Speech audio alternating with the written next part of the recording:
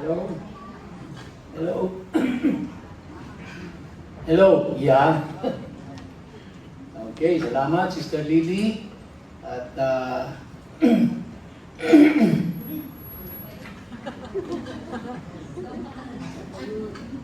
tayo po ay saglit na manalangin.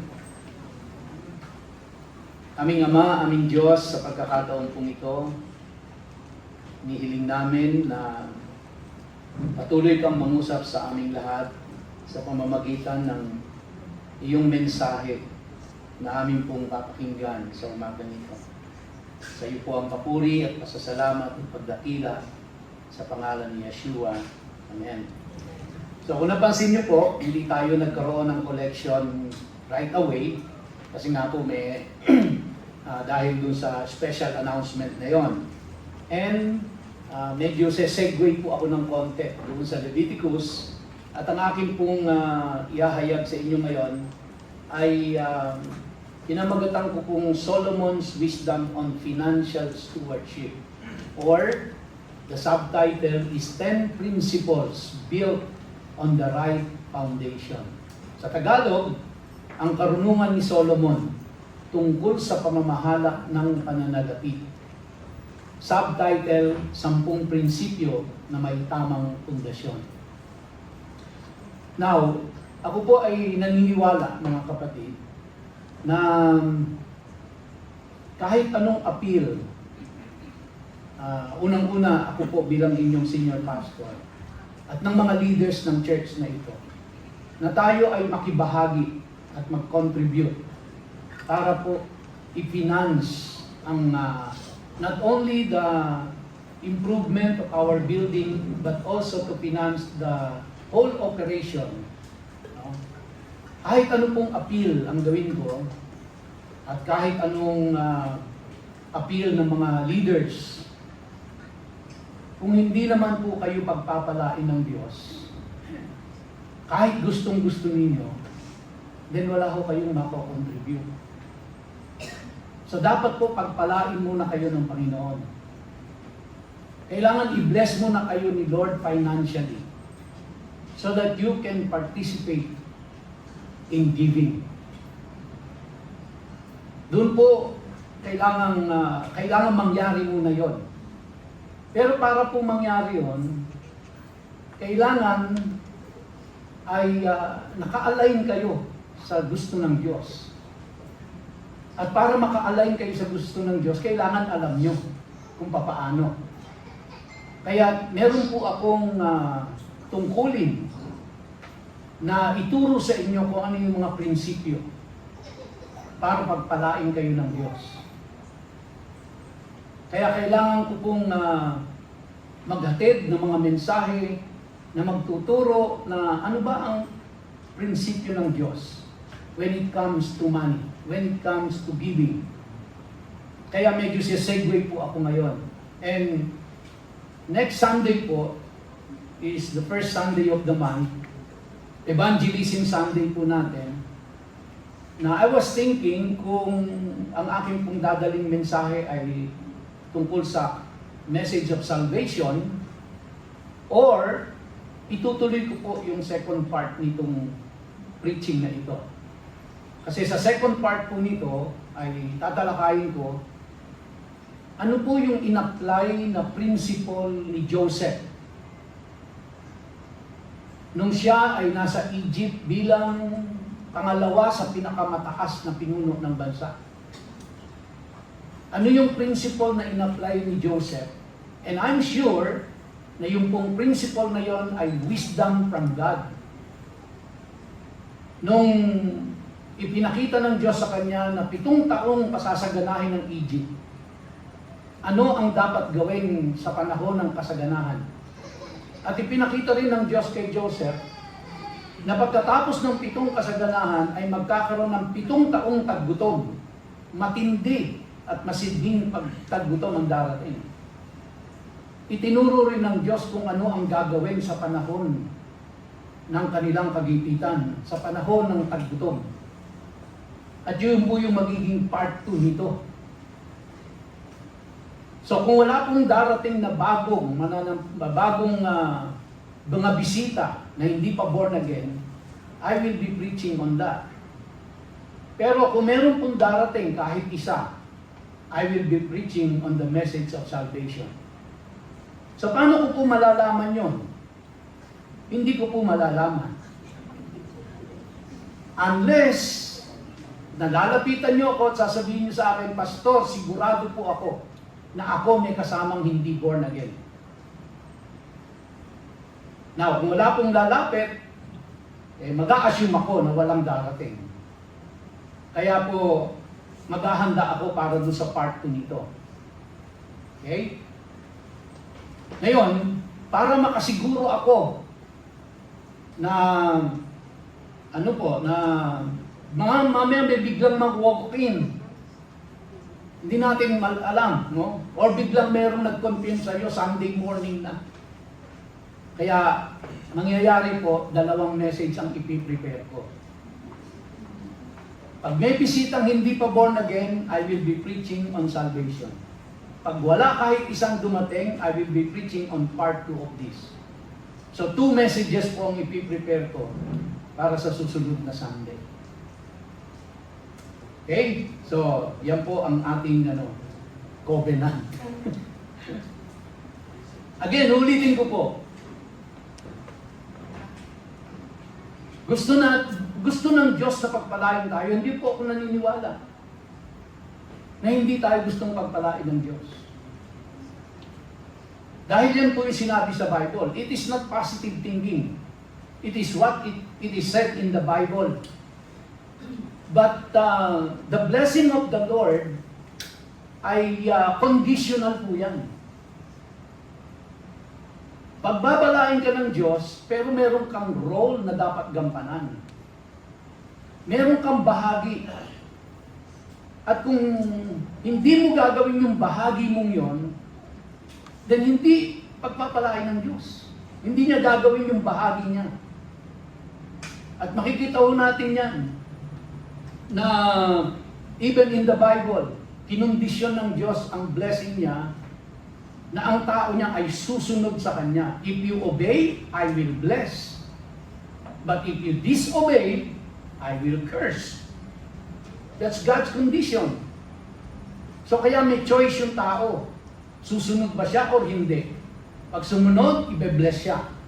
Pag hindi sumunod, hindi siya ibe-bless. Ganun lang po kasimple ang mathematics ng Diyos. Kaya naman po, inisip ko na maaring baka ina-assume ko lang na alam nyo na yung prinsipyo ng Diyos. Kaya para makasiguro po ako na alam ninyo, ituturo ko. Ituturo ko yung prinsipyo ng Diyos sa Biblia kung paano mo ia-align ang sarili mo sa Kanya para ikaw ay pagpalain. Ngayon, pag sinunod mo yung prinsipyo ng Diyos at pinagpala ka, then desisyon mo na ngayon kung ikaw ay tatalima o susunod doon sa pagkakaloob. Nasa desisyon mo pa rin yan. Kung ibibigay mo yung bahagi para sa Diyos o hindi. Ako po hindi nahihiya na ito'y ipangaral sa inyo dahil yung perang ang kukolektahan dyan ay hindi para sa akin. Hindi po sa bulsa ko pupunta yan. Yan po ay mapupunta at hindi ko po hinahawakan yung pera niya. Hindi ko nga hawak ang bank book niya. Kaya lahat po ng makukolekta dyan ay pupunta yan doon sa nakikita yung ongoing na construction ngayon. Ongoing na renovation. Pupunta po yan sa pagbabayad ng kuryente, ng tubig, ng maintenance, ng operation ng church na ito. And of course, sa mga allowances ng mga workers. Pero hindi ho yan pupunta sa pagpapaganda ng aming bahay sa Sita. Hindi ho yan mapupunta sa pambili ko ng sapatos. Yan po ay mapupunta for this church. So my task now, kayo ay turuan. Maiksi lamang po dahil 10 batas lang ang pag-uusapan natin ngayong umaga. Are you ready? Naintindihan niyo po ako bakit ko ititinuturo? Kasi alam kong gusto ni Lord na pagpalain kayo. Confirm yan, nasa salita ng Diyos yan. At para pagpalain kayo ng Diyos, alam ko rin na kailangan sumunod kayo sa prinsipyo niya. At nasa akin ngayon ang responsibilidad bilang inyong senior pastor na ituro kung ano yung prinsipyo. At kapag ito ay natutunan nyo na, nasa sa inyo ng mga kamay kung susunod kayo o hindi. Alright? Kaya lahat po tayo may obligasyon dito. Lahat tayo ay mag-work together para po i-bless tayo ng Panginoon. So maraming tao ang matagal nang nananalangin para sa provision. Pero minsan hindi malinaw sa atin kung paano gumagalaw ang karunungan ng Diyos sa aspeto ng pananalapi. Kapag tiningnan natin ang buhay ni Solomon, pinakamayaman at pinakamatalinong taong nabuhay sa kanyang kapanahunan. Hindi natin makikita ang isang tao na basta nag-intay lang ng himala. Hindi ho natin makikita yan kay Solomon. Na nag-intay lang siya ng biyaya, nag-intay lang siya ng himala. Makikita natin ang isang taong natutong mamuhay sa karunungan ng Diyos. Hindi ipinakita ni Solomon ang kayamanan bilang sikreto o mahiwagang pamamaraan. Ipinakita niya ito bilang bunga ng paggalang sa Diyos, tamang pag-uugali, disiplina, at pamumuhay ayon sa kanyang mga prinsipyo. So, unang prinsipyo,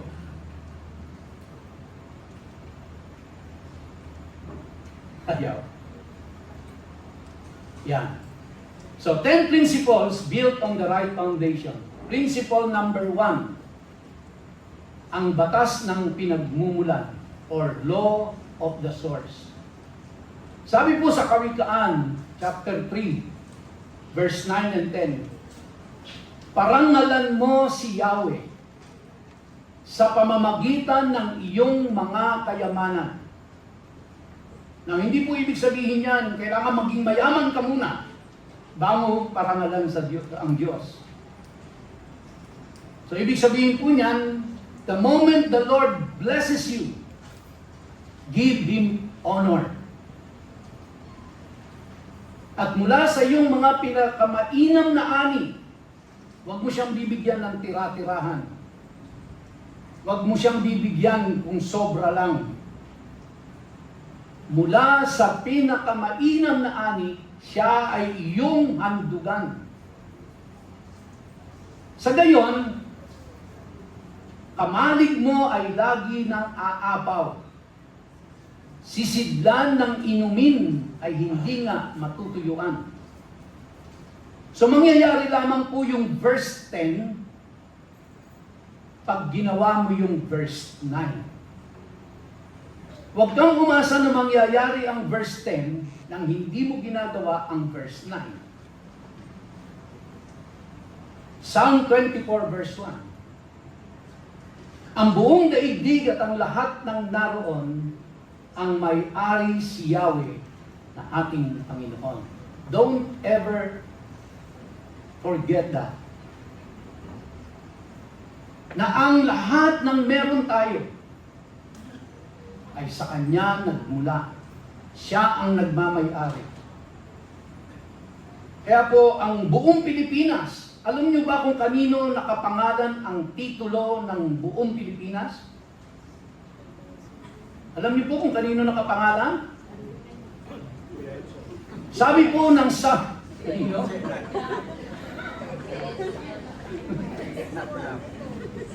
ang sabi po ng Psalm 24 verse 1, the earth is the Lord's and the fullness thereof, even those who dwell therein. So the earth is the Lord's. So kaya po, ang buong lupain ng Pilipinas ay nasa pangalan ng Diyos. Sa Kanya, ang titulo ng buong Pilipinas ay nasa pangalan ng Diyos. Pag-aari niya ito, hindi ito pag-aari ni Satanas. Kanya ang lahat ng lupain dito. Lahat ng kayamanan, lahat ng halaman at puno sa kagubatan, lahat ng mga laman dagat, lahat po ng mga minerals na nasa lupa, lahat ng yan pag-aari ng Diyos. Tayo po ay mga stewards of God. Mga katiwala ng kanyang pag-aari. Kaya inaasahan ng Diyos na pangangasiwaan natin ang kanyang pag-aari. And when we do that, the Lord will bless us. At paano po natin ito gagawin? Ang sabi diyan, parangalan mo si Yahweh.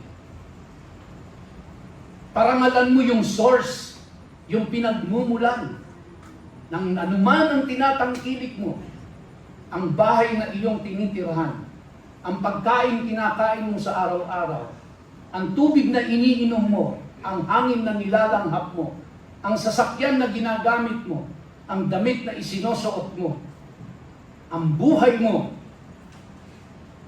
ay sa Kanya nagmula. Ang batas ng kasipagan, the law of diligence. So ano po yung unang batas? Balikan natin. Law of the source. Huwag mo natin kalilimutan yan. Lord, ano man ang dumating sa palad ko, galing sa iyo. Siya ang nagbigay ng buhay, karunungan, kalakasan, kakayahan, para makapag-produce tayo ng ating kikitain. Pangalawang batas, Kawikaan 3, Kawikaan 10 verse 4 or Proverbs chapter 10 verse 4. Ang kamay na tamad ay tiyak na magdarako. Ngunit magbubunton ng yaman ang kamay na masino. Pero kahit anong sipag mo sa pagtatrabaho, pag hindi mo naman siya pinarangalan, then hindi rin po mag-uugnay yung dalawa. Kaya kasama sa pagpaparangal sa Diyos, kasipagan. Kasama sa kasipagan, pagpaparangal sa Diyos. Talalanin niyo po, itong lahat ng prinsipyong ito, galing yan sa prinsipyo ni Solomon na binigyan ng Diyos ng wisdom. Kaya, makikita natin yung wisdom na yan ni Solomon galing sa Diyos. At dahil galing sa Diyos yan, magwo-work yan. Kaya nakita niyo po si Solomon, pinakamayamang tao sa balat ng lupa. At pinakamarunong pa nung panahon niya. Kawikaan 22. Sabi po dyan, alam ba ninyo kung sino ang pinaglilingkuran ng mga mahusay magtrabaho? Sila'y maglilingkod sa mga hari, hindi sa mga alipin. Kaya if you are diligent in your work, pinaghusay mo, sinipagan mo, ipopromote ka ng Diyos. Ang Diyos ang magpopromote sa iyo. Siyempre, pag na-promote ka, kung ikaw ay nasa isang kumpanya, taas ang sweldo mo. Di ba? Tama ba ako doon? Eh kung tatamad-tamad ka, oras ng trabaho, natutulog ka. Oras ng trabaho, hindi ka mahagila, pabanjing-banjing ka. Napapansin ng mga kasamahan mo yun, napapansin ng boss mo yun.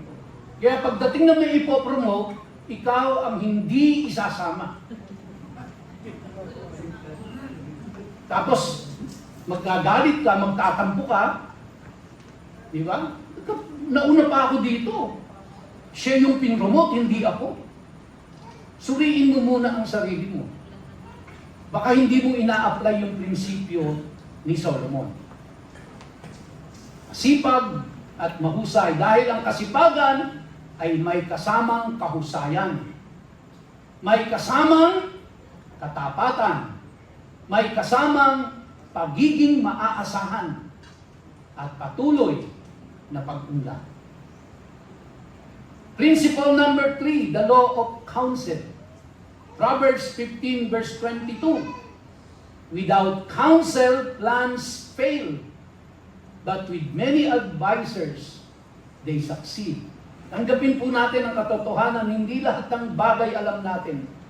Kahit anong galing natin. Kailangan natin ang mga taong mas may karanasan sa atin. Kailangan natin ang mga taong mas eksperto kaysa sa atin.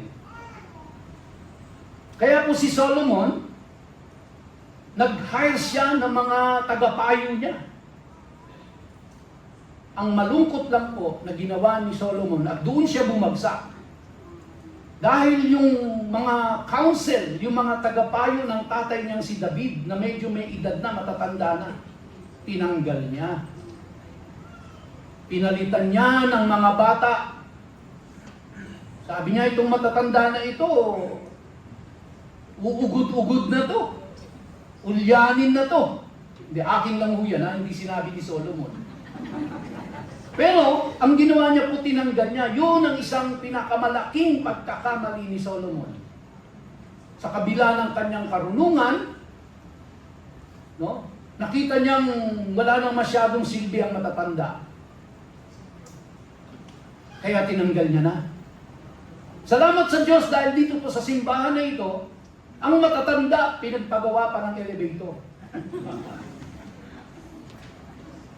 Ino-honor ang matatanda sa simbahan na ito. Kailangan nun natin ng tagapayo. Hindi lahat ng oras tama tayo. Hindi lahat ng oras nakikita natin kung anong tamang dapat gawin. Kaya makikinig ho tayo. Maging open tayo sa payo ng iba. Humingi tayo ng tulong kung kinakailangan. Huwag nating solohin ang lahat. Pag ginawa mo yan, it doesn't only show humility, but it will bring you wisdom. At ikaw ang makikinabang diyan. Pang-apat, ang batas ng langgam. The law of preparation. Ano po yung unang law? Source. Pangalawa? Diligence. Pangatlo? Counsel. Pang-apat? The law of preparation. Proverbs chapter 6 verse 6. Tingnan mo ang mga langgam. Ikaw na taong ubod ng tamad. Pamumuhay niya'y masdan mo. So ang ina-address na lang dito, yung mga tamad. Kaya pag tamad ka, sabi ni Solomon, pumunta ka sa langgaman at panoorin mo ang mga langgam.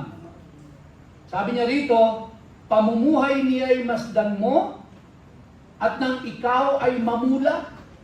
Sipin mo, ang isang tamad ang tagapagturo, langgam. Kahit sila'y walang pinunong sa kanila'y nag-uutos, walang tagapamahala o tagamamasid na sinusunod, ngunit nag-iimbak ng pagkain sa tag-araw. Kailangay iniipon kung panahon ng anihan. Kailangay iniipon kung panahon ng anihan. Wisdom of Solomon. No? Napakamakapangyarihan, napakatalino ng tao, pero he is learning from the ants. At makikita natin yan sa principle ni Joseph. Pag pinuntahan na ho natin yan.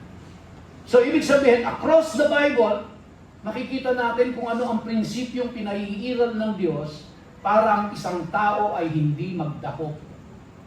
Dahil gusto ng Diyos, ikaw ay blessed financially. Pero, you have to align yourself with Him. Otherwise, you cannot receive His blessing. And if you don't receive God's blessing, you cannot contribute. So, naiintindihan niyo po kung bakit ko ito ipinaparating sa inyo or ipinapangaral? Because I want you to be blessed. Panglima, ang batas ng integridad or the law of integrity. Proverbs 11:1. Kasuklam-suklam kay Yahweh ang timbangang may daya. Ngunit kasiyahan naman ang timbangang tama. Matalinghaga, pero ano pong ibig sabihin? Ayaw ng Diyos ng nandaraya. Nandaraya ka sa trabaho, nandaraya ka sa kanegosyo mo, nandaraya ka sa eskwelahan, sa opisina. Ay ang sabi diyan, kasuklam-suklam kay Yahweh. Tapos aasa kang i-bless ka ni Lord. Gusto mong ma-promote, pero nandaraya ka sa trabaho. Nagsisinungaling ka. Nag-uuwi ka ng gamit sa trabaho para makamenos sa bond paper ng anak mo. Gusto mong i-bless ka na ikaw ay mandurugas? It will not happen. Kung may dumating man dahil sa iyong pandaraya, hindi yan magiging pagpapala, magsisilbiyang sumpa. These are wisdom of Solomon. Proverbs 20 verse 7. The righteous who walks in his integrity, blessed are his children after him. Kita niyo po? Kapag ikaw ay taong may integridad, hindi ka man darambong, hindi ka man daraya, hindi ka man durugas, hindi ka magnanakaw, hindi ka tumatanggap ng kickback, wala kang maleta. Ang sabi po ng Bible sa atin, his children after him will be blessed. Gusto mo bang pagpalain ng mga anak mo? Of course! Kasi di ba pagka ang anak natin ay blessed, less ng sakit ng ulo yan. Pero pag hindi ho sila blessed, maya't maya nasa pintuan mo yan. Di ba? Pero, paano po sila ibe-bless? Saan nagsimula? Sa magulang na tapat. Kaya kung ayaw mong anak na sakit ng ulo, then sa'yo magsimula. Huwag kang mandaya. Huwag kang magdugas. Maging tao ka na may integridad kahit mahirap. Amen? Kalahati na ho tayo. 5 na lang. Tatapusin ko yan in 3 minutes. Pang-anim, ang batas ng bukas na kamay. The law of generosity. Proverbs 11:24. Ang taong mapagbigay ay lalong yumayaman. Kanina po yung devotion ko, ang title ay, ano po yung title ko? Bakit ako ay nananatiling mahirap pero siya yumayaman? Ito po, ang sabi, ang taong mapagbigay ay lalong yumayaman. Ngunit naghihirap ang tikom na mga kamay.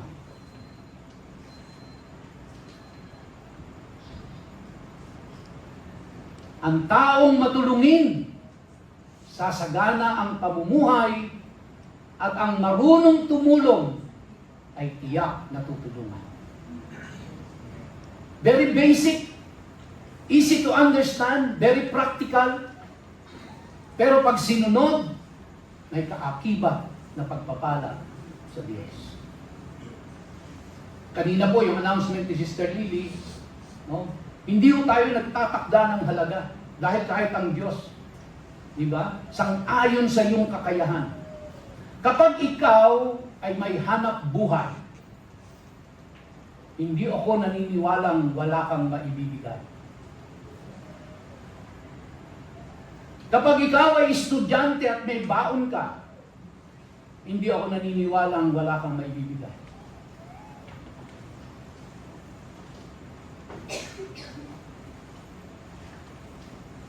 Tama ba ako doon, mga kapatid? Pag ikaw ay may negosyo, hindi ako naniniwalang wala kang maibibigay. Pero ikaw ang magpapasya niyan. It is between you and God. Wala hong mag-check niyan kung kanino galing. Wala ho, kahit hindi nyo lagyan ng pangalan niyan, lagay nyo lang kung magkano. Wala hong mag-check niyan. Hindi ako magte-text sa inyo, sister, kulang yung binigay mo.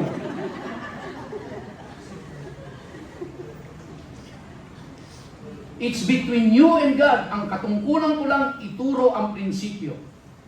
Kung susunod kayo, nasa sa inyo. Kung hindi kayo susunod, nasa sa inyo.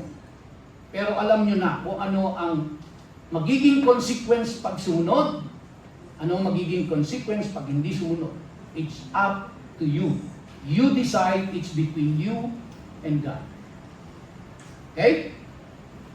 Pang-pito, ang batas ng pangmatagalang pananaw or the law of the long game. Verse 11 ng Proverbs 13, puro kay Solomon ito. Ang kayamanang tinamo sa daya ay madaling mawawala. Ngunit ang kayamanang pinaghirapan ay pinagpapala.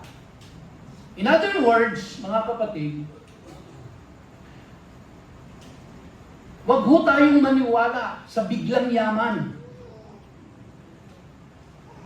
Pastor, pag ako tumama sa loto, sagot ko na lahat ang renovation sa building. Hindi ho ini-endorse ng Biblia ang sugal. Ang Diyos po ay nagpapala sa dahan-dahang proseso. Little by little. Kaya nga po, ini-encourage po kayo. Lord, alam mo ang puso ko. Gusto kong magkaloob. Pero 10 piso lang ang kaya ko. Dahil ang baon ko, 20. May nagbabaon ko ba ng 20 pesos kaya? Pero Lord, ito lang kaya ko. Then you start with that small.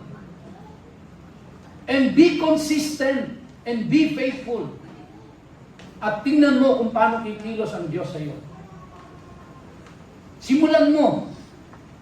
Dahan-dahan. Tingnan mo kung paano kikilos ang Diyos sa iyo. Okay? Pero kung hindi mo sisimulan, wala. Anong itutuloy ng Diyos sa iyo? Pag hindi mo sinimulan. Kailangan kakitaan ka muna ng Diyos na you are willing. Ulitin ko po, katulad ng sinabi ko last Sunday, hindi nakatingin ng Diyos sa amount. Natatandaan niyo po yung babaeng 2 denaryo lang ang ibinigay, yung lahat ng kabuhayan niya ibinigay. Pero may mga kasama siya na nagbibigay ng mga, kumbaga po, ay daan-daan o milyon-milyon.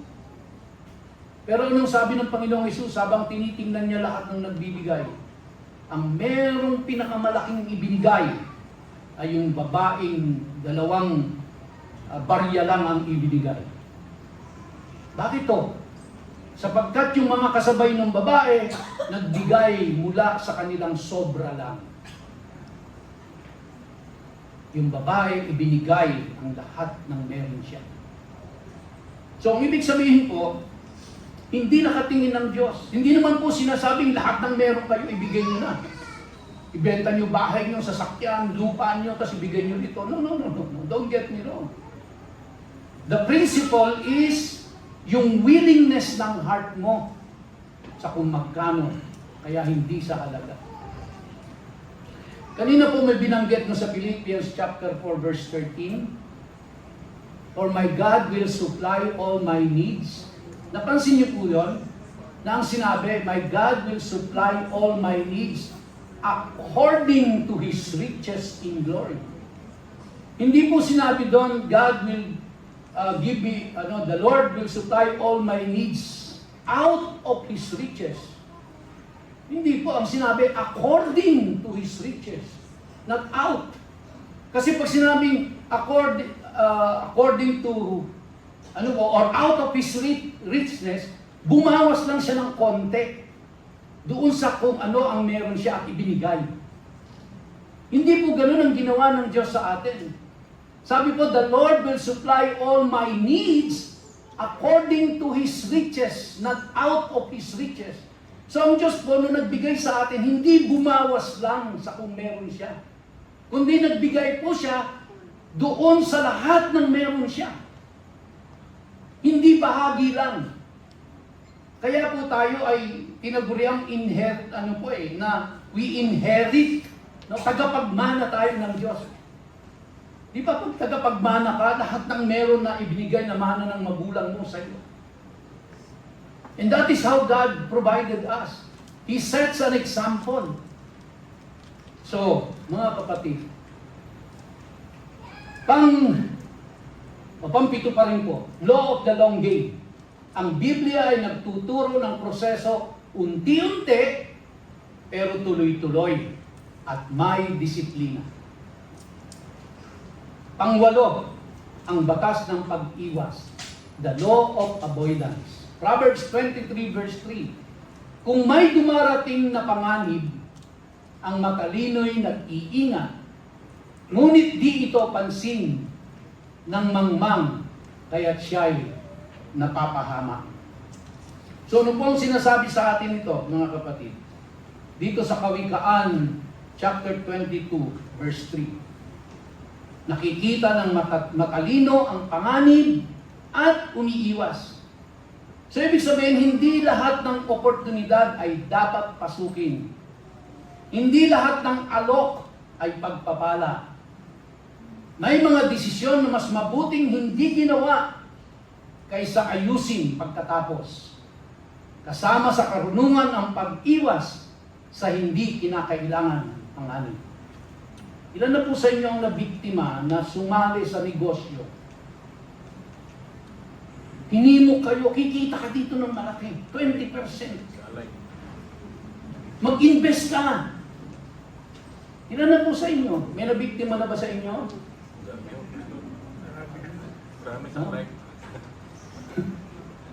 At marami yung ganyan, siyempre, tapos hindi pa natin masyadong kakilala ang tao.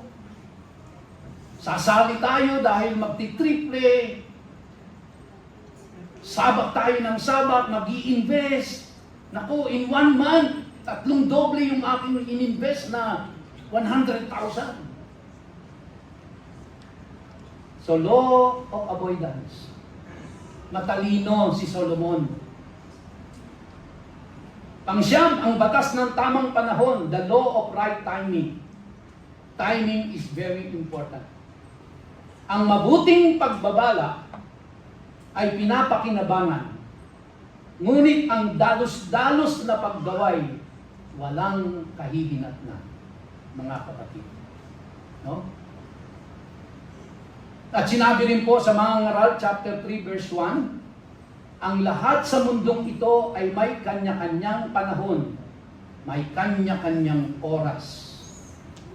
So, mayroon pong panahon ng paghahasik, may panahon ng pag-iintay, may panahon ng pag-aani. Wag na wag po kayong magmamadali.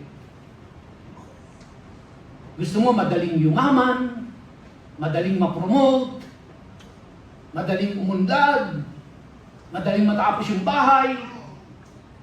Di ba? Kaya sasabak tayo sa lahat ng utang para lang matapos yung bahay natin kahit wala tayong budget. And then pagkatapos, baon-baon tayo sa utang. Dahil baon na tayo sa utang, nag-announce pa si pastor ng contribution, galit ka kay pastor. Diba? So tamang timing po. Let's wait upon the Lord. Just continue praying and wait on Him. Huwag niyong aapurahin. May tamang panahon ang Diyos para sa lahat. Panghuli na po na to. And in 30 seconds, tapos na ako. Ang batas ng pundasyon. The law of foundation. Proverbs chapter 3 verse 5, kay Yahweh ka magtiwala, buong puso at lubusan, at huwag kang mananangan sa sariling karunungan. Sa lahat ng iyong gawain, siya nga'y alalahanin upang ika'y patnubayan sa iyong mga tatahakin.